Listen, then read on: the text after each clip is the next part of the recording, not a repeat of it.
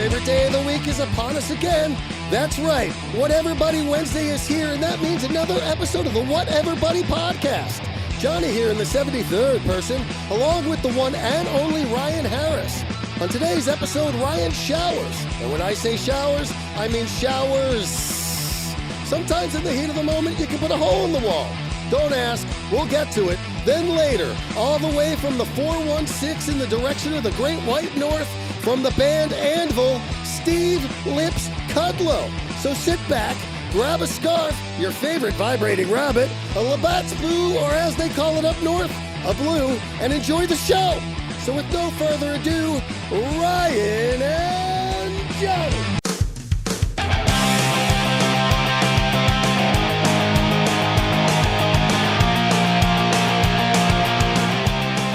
Hi, Ryan. How you doing? Well, I'm good. And here's the thing. I give you shit a lot, and yeah. And then like last episode, I revisit it, and then I feel bad, because you are my friend.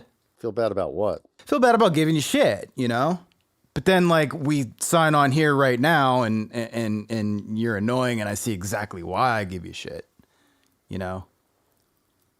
Just sitting there all smug. I'm very same shirt. Hello, 2 everybody. podcasts in a row. Hello, everybody. Welcome back to the What Everybody podcast. Ryan, I want to let's get down into this because I'm kind of curious. What the fuck are you talking about? I was feeling bad about giving you a hard time. But what were you listening to? What was it that you were listening to that was like, oh God, I shouldn't have said that? Just a couple of times throughout listening back on past podcasts, I annoy myself, and I'm like, maybe don't go so hard on your buddy. He is your buddy. But was there a certain example of did you hear yourself say something that you were like, I shouldn't have said that? Well, last episode you called me out on being cranky. You're like, I'm trying to talk and you don't want to talk. It's like, we're doing a podcast. What's the point if you don't want to talk? And I was like, you're right. You're totally right. Like, yeah. Why? What did you say to me? I don't even know. I'm more focused on what I was going to offer for you. I figured I'd give you one today, if that's okay. I took 4 showers the other day. Well, I appreciate you giving me the okay to make fun of you today, because now you've opened the door. Who the fuck takes 4 showers in a day, and why? Why would you do that? Well, I mean, I had a reason. All right, let's hear it. Bring it on. I'm curious. Well, the first one, it was the day that we recorded a podcast. So the first shower number 1, I wanted to get ready for the podcast. You're welcome. I wanted to look good for you. You're welcome. Thank you. On that one. Thank you. That was the first one. All right. Well, then so we finished up recording the podcast, and I don't know if you could, I have lights in this room. I'm trying to get better at lighting, even though I always have this shadow on my neck and face because I'm trying to get better at lighting, so it gets warm in this room. The funny thing is, I don't see any shadows there. Well, you can see it on my, like when I do that. And you were saying? Yeah, let's stay on topic. Number First 2. shower, I wanted to get ready for the podcast. I wanted to look handsome. I wanted to look professional. You're welcome. You're wearing the same shirt two weeks in a row. The second shower, I got done with the podcast. I was going to go over and see my mom and dad. You've said that twice. Hold on a second. I'm not gonna take the sweatshirt off. Taking the sweatshirt off. All right, sweatshirt is off. Okay, can't say that anymore. It's fucking cold as fuck. See, I'm going to listen back to this, and it's going to go back to my previous point of I give you too much shit, and then I'm going to feel bad about it. So whatever. As you should. Shower number 2, I was going over to visit my mom and pops, and I wanted to change because it's hot in this room, like I was saying, and I can't change without showering because I don't know why. So I did that. I changed. It's weird, I know. Look, I'm offering. So was that 3 or 4? Where was the 4th? The 4th was before you went. That was 2. That was the second shower. So I went over and saw my parents. Okay, ate some dinner. And then earlier in the day, this is all going to make sense in the end. Just let me pinball around for a minute. Earlier in the day, my buddy sent me a pair of boxing gloves. He was working with a company. I go downstairs. I see a package on my front porch. I'm like, oh, sweet. This is awesome. You know? So when I went over to see my parents, they have a gym in their house. So I brought the boxing gloves. All right. So I work out. I didn't want to go home sweaty in the cold. So I got a shower. Came home. Started putting some stuff away. Now it's time to chill for the rest of the day. Day's over. I get a shower before I go to bed. So I got a shower before I went to bed. So that was 4. But you just took one. So the time reference. Here, I'll give you a time reference. Yeah. We did the podcast early afternoon. So shower number 1 was, call it noon. Okay. We got done. I went over to my parents, probably 7 o'clock. I don't know. Shower number 2 was before that. I worked out. Shower number 3 was probably 8:30. I don't know, somewhere around there. Come home, do some stuff, want to chill before bed, get a shower around midnight. I don't even know what to say because, like, all right, in a 12-hour span, you had 4 showers. It's a lot. I know. That's not a typical day. I'll go 4 days without a shower. I know. You know what I'm saying? Like, it's a lot. That's why I'm telling you. I know that sounds kind of gross to some. I just, you know, like, it just, you know, sometimes I'm just like, whatever. What's it matter? I'm just sitting here. Yeah. Like, I don't know. Yeah. Now, granted, you sweat a lot, but you know what? This is the thing. If you haven't noticed, Harris, I got a mop, right? And this thing, you know, you take in a shower, it becomes part of a routine, and the routine. Talking about his hair, yeah, that's fine. It's a routine. So I know that taking a shower is somewhat of like if I'm feeling lazy in any way, shape, or form, I don't want to fucking do it. Now, with that being said, I'll come. They don't take long. I'll come practice for like, you know, 5-6 hours, sweat my fucking dick off. Go home and be like, well, I'm too tired to take a shower now, so I won't take one. Yeah. Next morning, I wake up, be like, whatevs. I'm going to go practice some more. Go practice some more. Sweat my dick off again. Go home. Too tired to take a shower. By the 3rd day, I usually have to take a shower if I play 2 days in a row. But, you know, it's just like it's a catch-22 because it's effort. It takes, like, time and, like, energy. And I just got done using all my energy. How long does the shower take you? How long does the shower take you? I mean, I tend to stand under the hot water for a while. I really like a long shower. I mean, I do too. But like you said, if you're tired and you really don't feel like doing it, it's like, that's the best time to get it. You get one, you just did something. You just played drums, you just sweat, you just worked. You can consider that exercising. It's healthy, it's active. You go home, take a shower, put a new shirt on, feel great. You don't get that? You don't get like the refreshed feeling? I do. I feel refreshed when I get past the lazy. It depends. It depends who's the company. You know what I mean? If I was going to be who you're around. Yeah. You know. Well, yeah, I agree with that. If we're on the road and, you know, living on an RV or something, touring's different. Touring's different. I go 4 shows in a row and you know, not. You know, I could shower at the rest stops. You can pay to take a shower there, but I there's something just fucking weird to me about taking a shower in a rest stop, so I never do. You know? I'm not talking about touring. You go for a period of time when you're away from home. That's not weird. Yeah. You do that out of necessity. But whenever you're home, you have the comforts of your own home. I mean, that's what I mean. 4 is ridiculous. 4 is ridiculous. That I came to my own realization that that's stupid. You know, like that's excessive. I can understand too. You know, I do that most days. I'll get one when I get up, and then I'll get one before I go to bed. Yeah, I know that about you. I guess my question to you would be is there some kind of a fear association of like just get it off of me kind of? No. I don't feel like I just it's the refreshed feeling that you have when you get out of a shower that I like about them. So I want to feel like that always. And that kind of fades away pretty quick, you know, especially if you're doing something. I want to let the people know that I tried to make Ryan happy, but it's fucking cold. I just, it's okay, man. I got to put the sweatshirt back on. It's all right. But put it back on. I showed my t-shirt for a minute. It was fun. It's a good t-shirt. It lasted. It's a cool shirt. It's a good sweatshirt. It's a cool shirt. 2 weeks in a row, you look like almost $100. You look like Well, just under $100. About $97.50. Yeah. Can I change it up and just wear my hood with no hair out, and then I could be like some kind of weird cone head character? You do you, man. You do you. Mm-hmm. All right, cool. Good stuff. Not distracting at all. No. Well, I mean, you get to see my face in its whole, and my hair is the distracting part. Yeah. Anyway, man, I just figured I'd offer you one of my personal flaws. Instead of going at you all the time, I figured I'd give you the victory. You don't seem to really give two shits about it, but I tried, you know? I give more than two shits. I give three shits for that, because I personally appreciate you telling me that. I felt bad. I give you a hard time all the time. I want to be happy. Yeah, I never thought you'd give me a hard time all the time. All right, cool. Well, I'll keep it up. I think, keep it up. I think that's part of my life. I set myself up for people to pick on me all of the time. Everybody picks on me, but it's not malicious.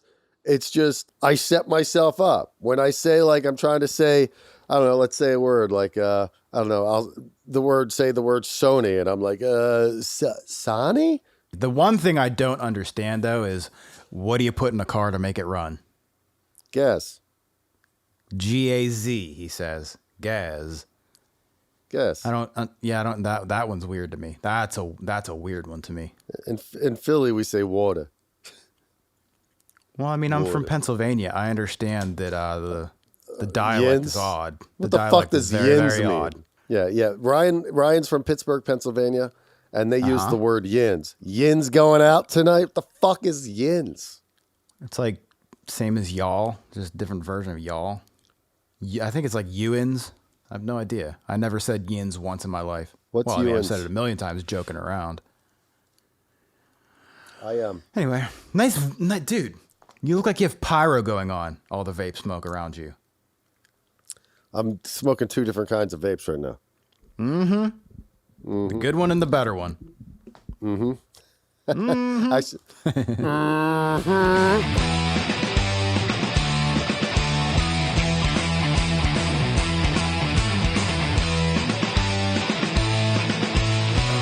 were talking about something the other day, and I thought about it later. What happened when you were a kid? You were a kid. You said your brother threw you through a wall or something? Oh, dude. Well, no, what had happened was I was watching videos. I was watching videos looking for research, and I stumbled upon this video of some guy just threw his sister through the wall. It's like, oh, wow, you threw your sister through the wall. That's kind of crazy. Yeah. But it made me think of when I was a kid. In my household, Ryan Harris, my parents had this room. Like, you'd walk into my house, they had like this like carved stained glass thing to the left, but then they had this really nice living room that nobody ever went in. Nobody ever went in there. It was like the we had family room. It's the fancy room that was like for our holiday dinners, guest dinners, that kind of thing. All white, you know, like, of course the cat would puke in there and stuff. Parents would freak. One day I come home. Do you remember back in the day, they used to, maybe they still have them. They had these posters that like the rock band posters, and like they would glow under, they would light up under black lights and glow and shit, right? Well, I get home from school one day and I look into that room, and one of those posters is like right next to the really nice table and the fine china is this huge poster of the band Asia, one of those like glow in the dark fucking things. Right. And I'm thinking to myself, that makes no fucking sense. What the fuck is that? So it's like fancy dress room, and then you come home one day and there's a Asia poster hanging up. It's the room you take your shoes off of. Even after you take your shoes off, don't go in there. Yeah. You know what I mean? And now here's this poster, a big fucking poster on the wall. And I go over there. I'm like, why is this here? So then I'm like, well, maybe I should take it off. I take it off, and there is just a huge hole in the wall. And I was like, oh my God. Yeah. Turns out my oldest brother found my other brother smoking cigarettes, so he threw him through the wall. And then funny thing is, right. Well, I'm thinking to myself, what, mom and dad ain't going to notice this ginormous Asia poster in that fucking room? Like, what, they're not going to notice this? Yeah, that's what I was. That's so you told me that in passing. You told me that is just something that happened to you. And so you've seen 40-Year-Old Virgin, right? I have seen 40-Year-Old Virgin. And Steve Carell's for the character first time with plays- you. Do you remember watching it in the van in Sweden? That was the first time I Sure ever saw don't. Yeah, but however, in that movie, he has a framed Asia poster, and one of the jokes is how hard did the guy at the frame store laugh when you brought in a poster of Asia? You know, I love it. So I think that's great. I thought, like, yeah, it's great. It's funny, but when you saw that movie, like, you had lived through that experience. Yeah. You lived through the joke of the 40-year-old virgin. I didn't get the joke. You're like, what's wrong with an Asia poster? I have one in my fancy room. That's what I was thinking. What's wrong with an Asia poster? You know what I mean? No doubt. 1 second. Give me a second here. You lived through the punchline, man. So later, Ryan Harris, we have Lips from the band Anvil coming on the show. For those who don't legendary know, documentary, dude, it is.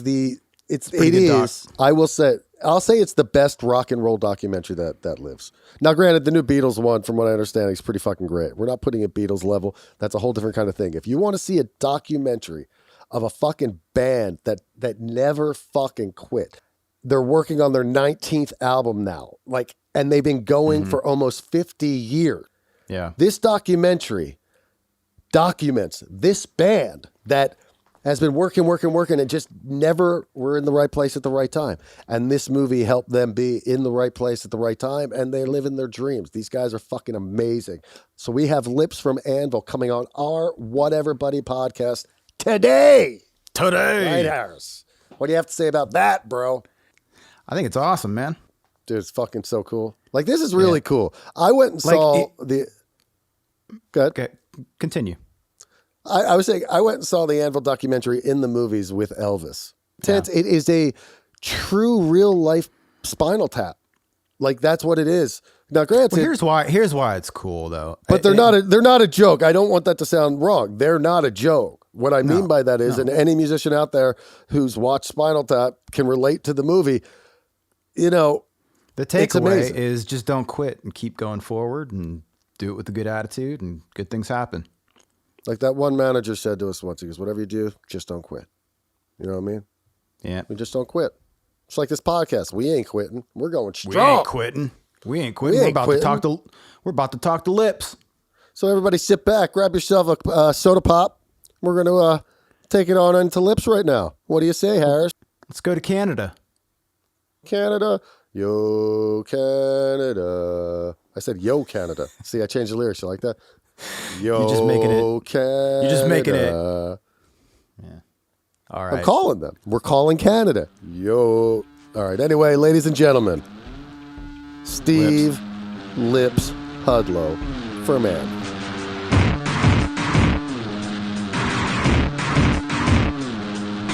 All the way from Toronto, Ontario, Canada, from the band Anvil, Steve Lips Kudlow. All right. There's the guy. What's up, my man? What's going on? Not much, Nice to man. meet you. I'm at rehearsal. That's amazing. That's cool. Guys, So is Johnny. You You guys can share rehearsal what's rooms. going on around me? yeah, totally. Nice. Yeah, I'm at my rehearsal room too. You know, hey, I first want to, say hello, and you're a huge inspiration to me as a guy who's been playing his whole life in bands. It's a tough business. Your documentary, as You think it's a tough business? Well, I didn't notice. But hey, man, it is for everybody, and that's why so many people. Actually, for the vast majority, that's what it is. And then at the end of the day, the people who actually make it all end up talking about it in retrospect, and no one believes them. Right. Yeah. And they think that they all made it overnight or something. You know what I mean? But every one of them are from. Every one of us has lived and fucking scrounged around to fucking rock and roll, man. It's part of the It's part of the equation. It's amazing to see people who don't quit, and by not quitting, because there's always that fear for me.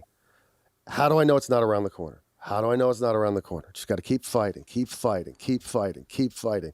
6 indie deals later, keep fighting, keep fighting, keep fighting.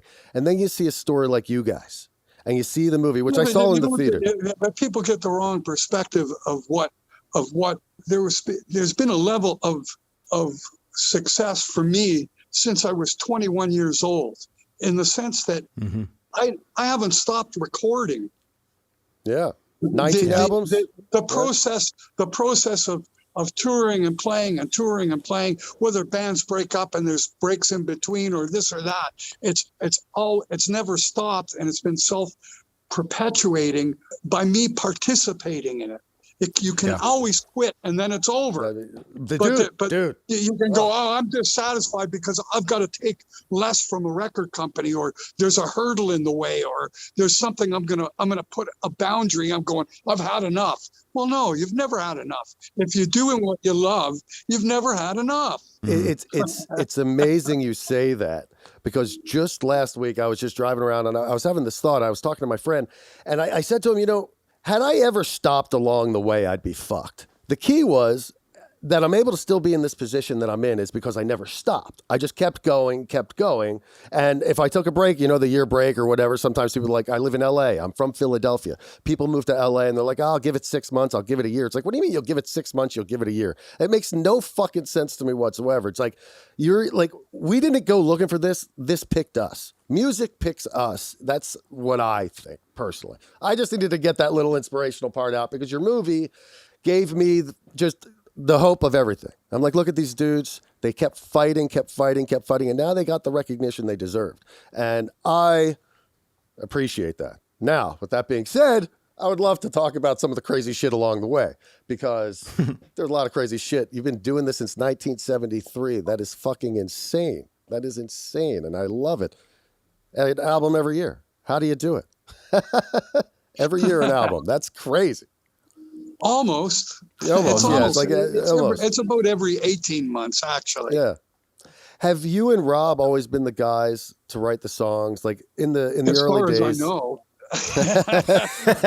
Because you had the four of you guys up until 87 or something like that, right? There was the 4 guys up until 87 before the lineup change. The lineup change started. Well, Those early guys. The first initial lineup change. I'm not going to be. I always have to be completely transparent in the way that I talk about it, in the sense that Robbo and I have run the band both financially, spiritually, musically, in every way since day one. Mm-hmm. Whoever has come and gone has only been invited into that circle for whatever length of time that might be, and whatever fairness that we financially want to compensate for. And it's a direct equation for what are you bringing to the table and what are you worth to us. Obviously, at the beginning of our career, we began all together as a 4-piece band, but still the 2 initial members were still the center core, because we hired the other 2 guys. They didn't hire us. Right, totally. So you have to understand that. It's always been our band, and that's the way it's been, and it's always been our music, and it's how much credit and we felt was due to each member. And it was expressed and done in financially, and a lot of times it appears that they're getting full credits. Like you'll see later on that the other members are getting credits for songs, but the real truth is they're getting percentages of the song that we felt were compensation for how much they put in. Totally. And no one ever argued about anything. Yeah, totally. Because they were given bonuses because they were owed 0 ultimately. Yeah. And getting publishing is like getting, a 401k plan in a way, because it's like money down the line that comes in over time. Toll booth. Right, exactly. Mm-hmm. Totally. It's only a toll booth on I-95, man. Yeah. Hey, I got that tattoo. Tattooed on my arm right there. I-95. Speaking of you and Robbo, just to take it, I'll take it here for 1 second, but I want to talk to you about a parallel that you guys have that I kind of have along with you guys, or did anyways. You guys have been best friends from kids, youth. You grew up in the suburbs of Toronto, right? Right. Two Jewish guys. I'm a Jewish guy. My buddy Hugh grew up 2 doors down from me. Known him since I was 2 years old. Yeah, but hold on. You got a last name Odell? That doesn't sound No, that it's Jewish. Udell. No. It's Uditsky, what it was before my ancestors came to America. It's a Russian. Uditsky is where it originates from. But That's what 100%, I still call him when I'm mad. Yeah. 100% Ashkenazi right here, though. Guaranteed. Eastern European. With that being said, I grew up 2 doors down from my buddy Hugh. We started in our first band together as kids. We grew up together, playing in our bands our whole life. We had a band called the Hudells, Hugh and Udell, right? We moved to Los Angeles together. Unfortunately, Hugh left us. He COVID got him a couple of months back. But I thought when I saw the documentary and I watched the relationship between you guys, drummer, singer, Hugh and I was, it really, I could relate to that relationship. I wanted to ask you, though, about the documentary. Is there anything in the documentary, 2-part question, that you wish wasn't in the documentary and that you wish had been in the documentary? No, as far as the documentary is concerned, I don't. You can't really take anything out because it all belongs there. Yeah. Do you think that he left anything out that should have been? There were hundreds of hours of footage, and that's what they came to. So what you're asking me, what they take out, they've already taken out pretty much everything I didn't like. Right. I don't find anything unacceptable. You don't know what unacceptable looks like, and you never will. Right. What about, is there anything you wish would have been in there that they didn't put in there? No, not really. No. Because because the thing is a work of art.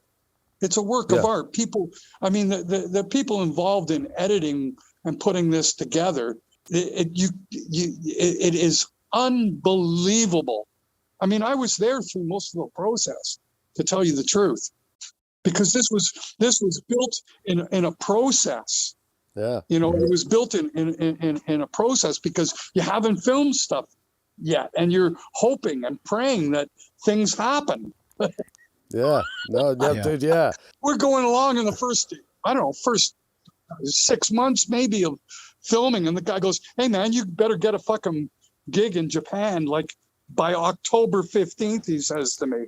Oh, so it was like that. It was like you had this plan and then like part of it was unbooked. Well, no, like he's going, "I've got this idea that you guys got to return to Japan and play metal on metal. So you got to film it by this middle of October because we're going to run out. I need to have the closing shots of the movie. So you got to get there." Yeah. That's amazing. That's amazing. Wild. And you're going, how the fuck am I going to do that? How did you do that? As it turns out, like, you're going to love this. I go and do this fucking gig here in Toronto, and a friend of mine comes to the gig, and he's helping out with moving the equipment, and he picks up my Fender Twin and fucking drops it. So as it turns out, okay, so he paid for the damages. It's all good, man. It's no problem. A lovely guy. As it turns out, he ends up going to Japan. He's friends with the guys in the band Loudness or some shit like that. Yeah, we played. He meets the biggest, most major promoter in Japan, and starts asking about getting Anvil back to this big fucking festival called Loud Park. And the guy goes, "Okay, sure. It's on October 15th. Oh, wow. That's awesome. That's amazing. The world works out, baby. Those are the kind of things that make that movie what it is. You can't no one's ever going to do this again because you can't. There's so much of right place, right time. I was just going to say that. I was just going to say that. Yeah. Including Lemmy actually saying that you don't find success unless you're at the right place at the right time. It sure did. I definitely want to get to Japan. I wanted to step back a little bit further So the band was called Lips originally. Yeah. Another two-part question. How did that come to be, and why did we change the name from Lips to Anvil? And if Rob's there and Rob can hear me, hello, Robbo. It's What's nice up, Robbo? that you're there. What's up, brother? All right. There's the guy. Hey, man. There he is. Good to see you, right. Rob. Yes. Well, I said I was at rehearsal. Yeah. So Lips, the band name, and Lips to Anvil. Well, where did it come from? It came from my fucking big mouth. I haven't shut my mouth, have I? So there you go. And then why the switch? Obvious answers to that. You're entering it right at that moment in 1981 when they were going to release our first album. That's into a stream that is just beginning for the metal world. Right. Totally. And even ourselves were affected, and we had a lot of songs already written for Metal on Metal by the time we were putting out the first album, and they were much more metallic because we were being intensely influenced by the European bands, particularly the English bands, like Judas Priest and Motorhead. Just to name two, not to mention, the dozens of others that we know and love to this day. Speaking of Motorhead, how did it come to be that Lemmy asked you to join? Well, we ended up doing, when we went and did our first show as Anvil, and just as our first album came out, we opened for Motorhead, and that's where we met. That was just after they were on tour for Ace of Spades. So we did some shows with Motorhead, so we got to know them. Yeah. And he knew how much of an enthusiast I was, and he also really loved the rock and roll aspect of Anvil. He's really attracted to that. Yeah. Those early days are so intense. I went back and watched a bunch of footage when we were prepping for this, and I'm really curious about the real early days, like breaking out of Toronto. Like, how did you guys? What was the scene like for you guys then? How did you make it happen? And the label you guys signed it to? The thing is, it could have happened a lot easier. It just certain people that we got involved with. There's everything has a cause and effect. It's unfucking believable. We had this guy that worked at the most major club in Toronto. He was a doorman there. And this doorman was the biggest wannabe you're ever going to fucking meet. Okay. Yeah. Yeah. The point where he got a job working for Black Sabbath. Okay. Okay. Now, how does that come to us? Well, I'll go on to explain. He ends up working for Black Sabbath, and they do all kinds of. Anyway, there's a book that Sabbath put out, and there's all kinds of stories about what they did to this guy that they called Dimp. Anyway, Dimp became Bess, which became our roadie, okay? And that guy, of course, that put a real bad kink. I was trying to get a gig at the Gasworks, at the most major club for rock bands where everybody gets their deal.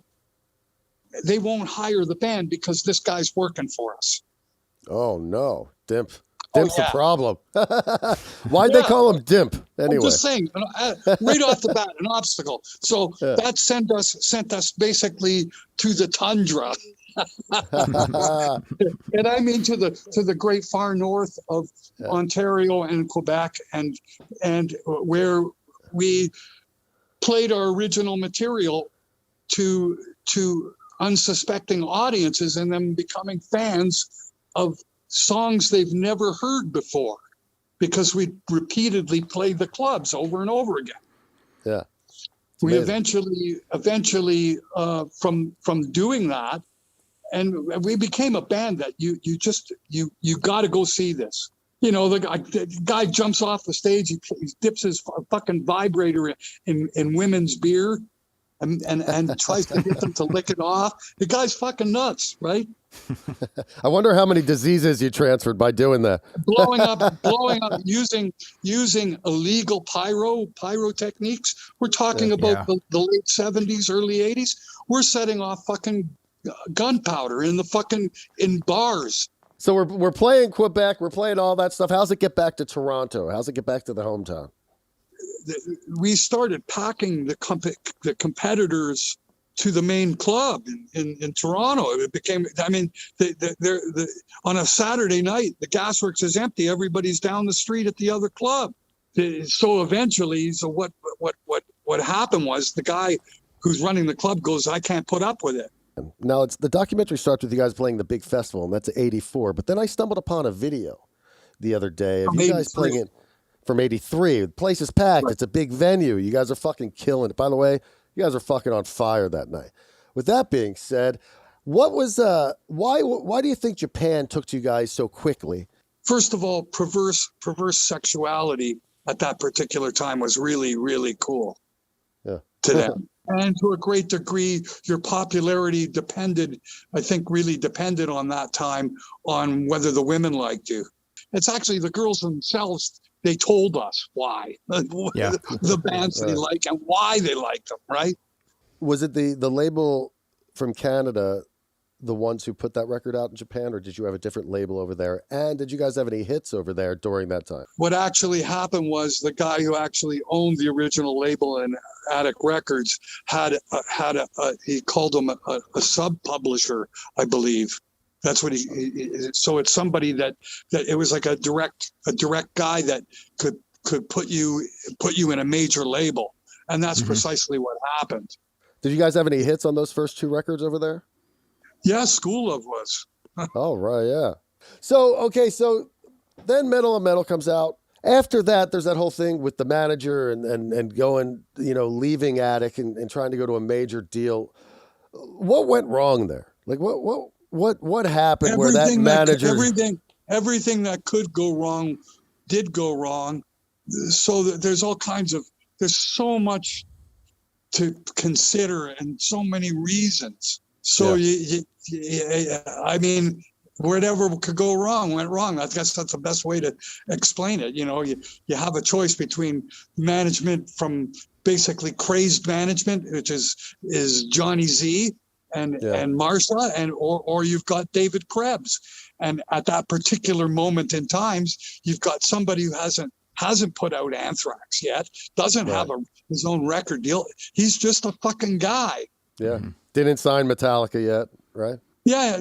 Metallica hadn't been to fucking Jersey yet. Right. We're talking about a year or two before this all that stuff happened. You have a choice between the guy who's managing Scorpions and Aerosmith, and you got a guy who's managing no one yet. Yeah, you can't look into the hourglass and see the future, No, there's no crystal ball. Yeah. There's only thank you, crystal ball. Hourglass. Makes no sense.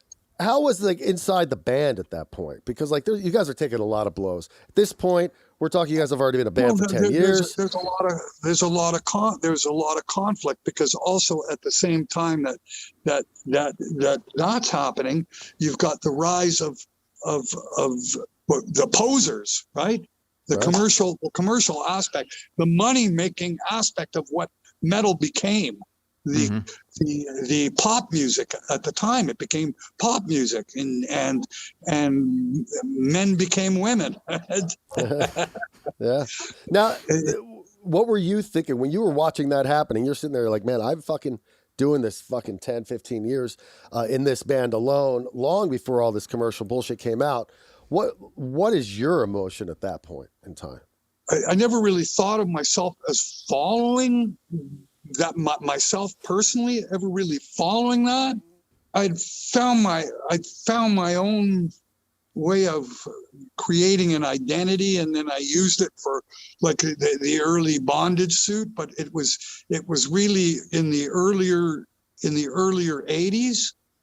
And then it's more British metal. As the time grew on, the genre fragmented. So you had to make a personal choice. Where am I going? So you got to understand that from '83, when we're doing this really a dark album like Forged in Fire, and that was really the direction of power metal. What became power metal, not commercial metal. So then in comes this big management, and what are we thinking? What's in our environment? Where is the world going? How are we going to move forward? What are we doing? And meanwhile, while we're in this head spin of what's going on around us, we've got turmoil in the aspect of the guy can't find a record label that wants to sign what we are or willing to pay for the first 3 records. Mm-hmm. Right. You know, the label here in Canada wasn't going to hand over master tapes and all the fucking shit without getting paid. It's not going to happen. Right. As they shouldn't. The label's going, well, we'd be willing to go along with the whole thing and come up with a budget if you give us those records for nothing. Well, they said no. So that put us all this shit going on at the same time. Now you got this major fucking manager with his hands tied. So what does he do? He goes, well, I got a great idea. Let's get you out of the deal that you're in. So he gets us dropped. Now we're dead in the water. Because he didn't replace it with anything else before getting us out of the label. What was happening within the band at this point with the you guys as people? Because it's a tough thing to deal with, man. That's like you're getting kicked in the dick. Let's be real. You know, that hurts. You know, my thoughts, actually, believe it or not, I figured we're going to have to go another time around. The guys, the original guys, besides you two, the dudes that were with you guys from the beginning, they left in like around 87. Why did they leave the band? I think for Dave Allison, I think he, to a great degree, felt obsolete. Like virtually, I've got nothing for that that's going to help these guys get where they need to be or want to be. And the other part of it, you had enough. Have you had a second guitar player since the first guy left? No. Okay. Since the third guy, since Ivan left. Ivan. Oh God, yeah. After this is 13. Right. Forgot about Ivan. Ivan, is he still married to the tour manager? Yep. Wow. Now, let me ask you something about that. I was going to ask this later, but you brought it up. I'm kind of curious. So, as this guy, knowing the dynamic of the band, and here's a guy who all of a sudden starting to, I don't know if they were already banging or doing what they were doing prior to the tour or anything like that, but all that stuff started going down. Piss you off? I don't know. Or is you cool with that whole situation? At that time, it was, that was when that's their first, I guess that's their falling in love. I don't really give a fucking shit. Honestly, I didn't at the time, and I still don't. It's not my business. But it is business, and where in my mindset might have been, dude, don't shit where you eat. What are you doing? You're shitting where you eat. Don't do that. No, my whole thing is, I had an incredible opportunity that had come up where somebody that I had known and met at the Marquee Club in 1982 grew up to be a fucking Steven Spielberg screenwriter. Yeah, man. Amazing. He comes back into my life and goes, let's make a movie. We're not talking about some dumbass with a fucking video camera, talking about somebody from Hollywood. So the way I looked at it, I better start cooking up a meal or there's nothing to eat. Yeah. Okay. And it's good for the movie. What am I doing for this movie? Yeah. Especially when the guy's going, start jumping, buddy, because I'm filming you. Talking about it like that from that angle, I totally see and get it. And you know what? I would have maybe even encouraged it. Yeah, man, go banger. It's a good idea. Let's make this happen. I totally get it. But rewinding, between 87 and 2004 or 5, whenever you started making the movie, what was life like for you and Robbo, dealing with like going forward and fighting through the fucking mud, and then that opportunity coming, and it's like that's got to be so exciting. Like, wow, look at this. With everything has good and bad and balance. Mm-hmm. Is everybody frozen? Did I lose you guys? You guys freeze? Can you hear me? Hello? Can you? I think Jonny froze. Yo, Yeah, it's, I can see that. I'm waiting. Am I frozen? Hopefully he pops back on here. Oh, shit. I'm frozen. You've got to be kidding me. You've got to be kidding me. You've got to be kidding me.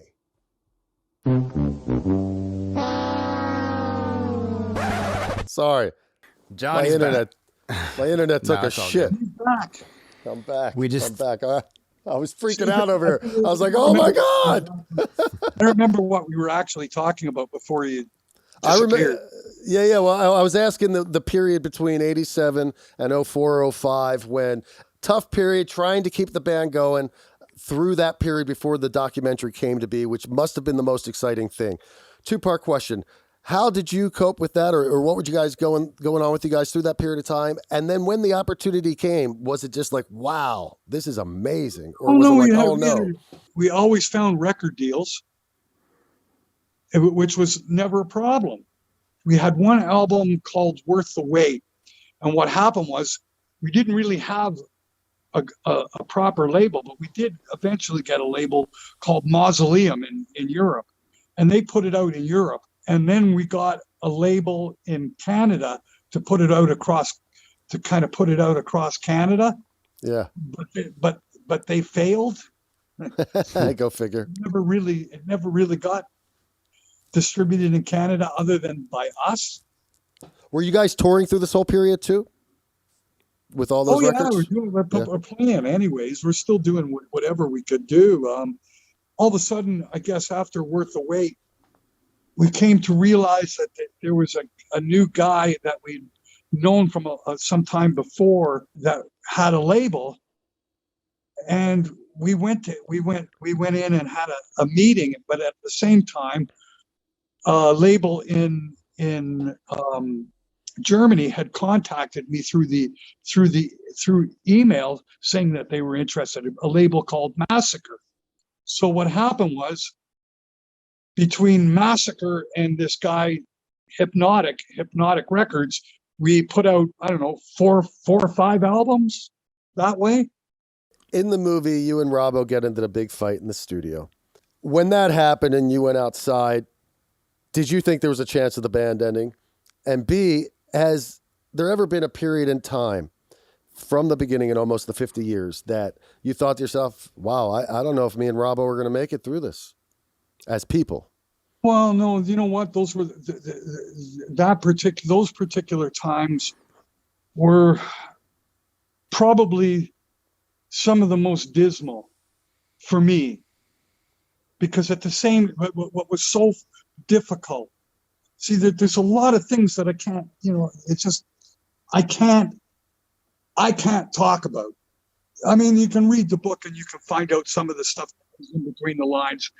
And I'm certainly not going to go in there right now and talk about some of the idiosyncrasies and difficulties and the stuff that my beliefs, his beliefs, their beliefs, whatever. There's a lot of duress that was going on during the recording of that record.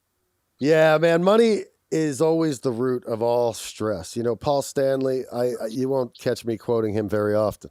But I heard him once say, the best thing about money is that it lets you forget about money. And, when you can do that, you can really live, is when you don't have to worry about, oh God, how am I going to pay my rent? Or, how am I going to pay this fucking crazy studio bill? Yeah, of course that's the truth. And that's and I'm very grateful, and you're going to love the way that what I'm about to say. And it's the fact that I'm not a millionaire, that all these things where people want to find failure, but the real truth is I couldn't be in a better place than I could have ever dreamed of. And this is why. I did manual labor, and that means that everything that I get at this point I appreciate it to such a great degree no one could ever understand how much appreciation there is for that. So it's not like a young punk who gets shit thrown at him and goes, "Oh, fuck this, man. I'm 27. I'm going to commit suicide." Fuck that, man. I got past all the fucking those hurdles of being caught up in something that became successful and having to live up to it and substantiate it and convince myself that I deserved it. In this case, I worked every fucking inch to the fucking bone, man, to get where I got, so that when I get it, I can appreciate it. So that's a beautiful place to be. Then on top of it, now, because of a movie happening when I'm fucking 52, 53 years old, now I retire from hard manual labor when my body and mind can't take doing it anymore. And now I've retired into rock and roll, and I travel the fucking world, living my fucking dream, playing in front of people, doing what I love, and enjoying every fucking second to such a degree no one could ever understand. That, plus being able to pay all my fucking bills and never worry about a fucking dime, and all at the same time, my parents leave a huge inheritance to me. I haven't spent a nickel. It's amazing, dude. I started this off by saying that the documentary gave me hope, and you saying that, dude, like, fucking, I'd kiss you if I could. That's all I could say, because that's but amazing. I'm just saying, when all these other friends are going, "I'm quitting, I'm giving up, or I've had enough," and they're packing it in. Yeah. Because they've had enough and they're so burned out from doing it. I'm going, "How do you feel burned out? Let's go, man. I'm ready." I got to tell you, amazing. This has been amazing, and we got to hear a lot of cool stuff that I really wanted to know, because the movie tells me a lot, but getting to talk to you and dive deeper into some of that is amazing. But we always do this thing at the end where we do this question thing where we just throw questions at you, but quick response, instant, quick response. Don't sit and think about it, boom, let's go type of thing. So okay, let's try it. Let's try it out. Okay. I'll go first. If you could go back and change one thing during your 49-year career, what would it be and why? Go. I wouldn't change anything. Love it. Great answer. Nice. Great answer. Brian? When you think back on your band, what's your favorite memory? One of my favorite memories was we were somewhere way up north in Quebec before the first album, and we climbed this big kind of escarpment kind of thing, and was a massive boulder sitting on top, and the four of us pushed the boulder over the top down into the fucking deep culvert. And where did it land? It didn't land anywhere. It just rolled. We got it to go over the edge and then roll down. That's awesome. But the thing must have weighed 500-600 pounds. It was just really a satisfying moment. And this moment, we did this. I'm glad you said that answer, because whenever I think about my touring and passing, the things that stick out in my head aren't big moments. They're like these little things you do with your friends, or just something that was funny. Like the time we got lost in Sweden. It was the true camaraderie. Yeah. None of us could do this by ourselves, and we need each other to do this. Throughout the course of the band, are there any members you wish had not left the band? I got a stumper. No. No. No. All right. I may have grieved in its time, but in hindsight, no way. Everything has been for the better every fucking time. So on the same line of all your lineups of Anvil, which is your favorite? The one that's currently going. Yeah, saw that one coming. Because it should have been at the like that from the get-go. Right. That's the thing. Yeah. The next question to you, when it comes to bands, when it comes to rock bands, what is the difference between the real deal and the posers? When you're looking at a band, what's going to be that one little thing about them that goes, "Oh, they're the real deal"? You got to be a road band and road worthy, and know what that, and really, in other words, if you can work 40 weeks a year as a rock musician, you're a real musician. Mm-hmm. You're a real band. The guy who ultimately wins in the music business, it's not even about money. Who wrote the most songs in their lifetime? Yeah. And who didn't quit? And didn't quit doing it. That's right. When I saw the documentary the first time, I had heard of Anvil, but I really learned about Anvil. And I was like, all right, this is like the best documentary. And then they started showing all the records. And then I started thinking to myself, am I watching a mockumentary who has that many fucking albums, right? And then it turned out it was real. I was like, this band's got that many fucking albums. That's crazy. Like, there was just so many records. I didn't think it was a real documentary because nobody makes that many fucking records. Like, it's insane. But then it turned out it was real. Of course. I'm not the only one. So has Raven. Come on. Yeah. There's bands that most people don't know about that make a living playing festivals and just putting stuff out, and it's really cool. At least you could still do Look that. At you've got the opposite end of the spectrum. You've got a band like Twisted Sister that played the festivals in Europe every fucking summer to hundreds supported of their thousands life. of bands for hundreds and hundreds of thousands of dollars. Yeah. But yet you couldn't find them playing it anywhere in America. Yeah. Yep. It's not 100% anything, one thing. Yeah. Okay. It's not 100% that you're going to make it because you're a phenomenal guitar player or you're a phenomenal drummer or you're a phenomenal singer. It doesn't mean it's, have you captured the audience? Mm-hmm.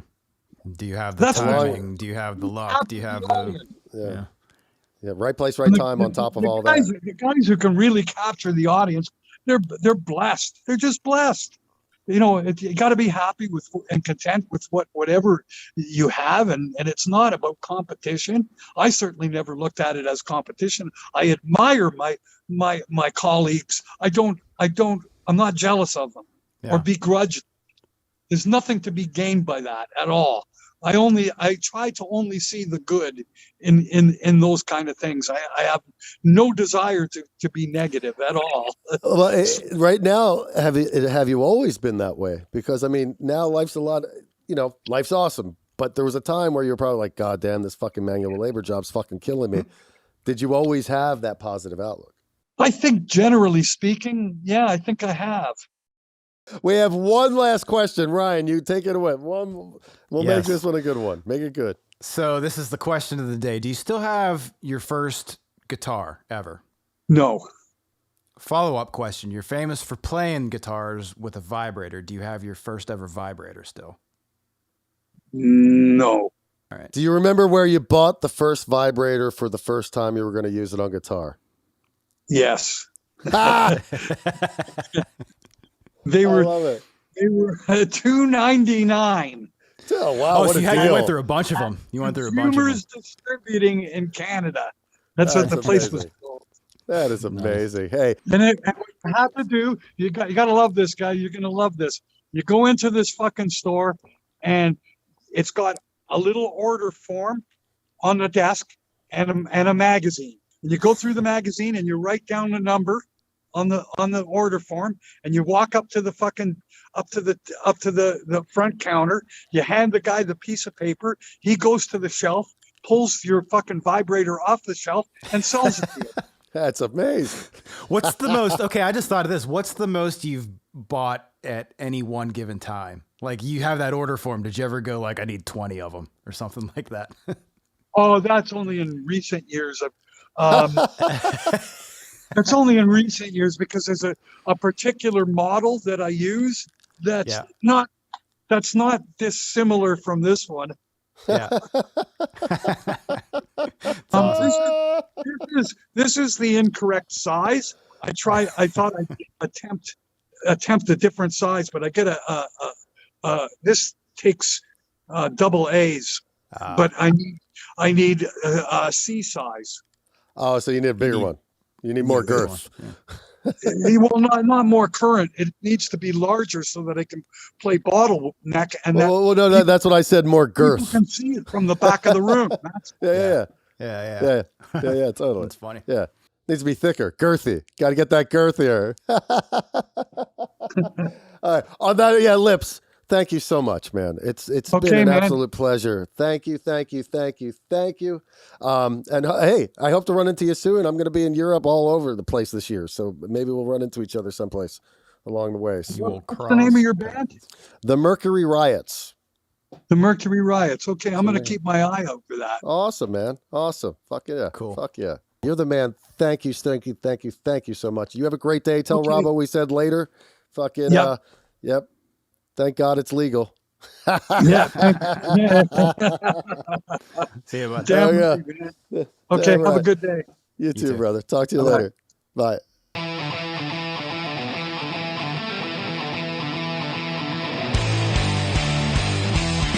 Today was a fun episode, Ryan. I had a blast. Lips, thanks so much for coming all the way in from Canada for us. What a great time. Make sure you subscribe at all your usual outlets. You know where to find them. And if you want to watch it, go to the YouTubes. And until next week, Whatever Buddy Wednesday is going to be here again before you know it. So hang tight. Go to whateverbuddy.com and we'll see you later.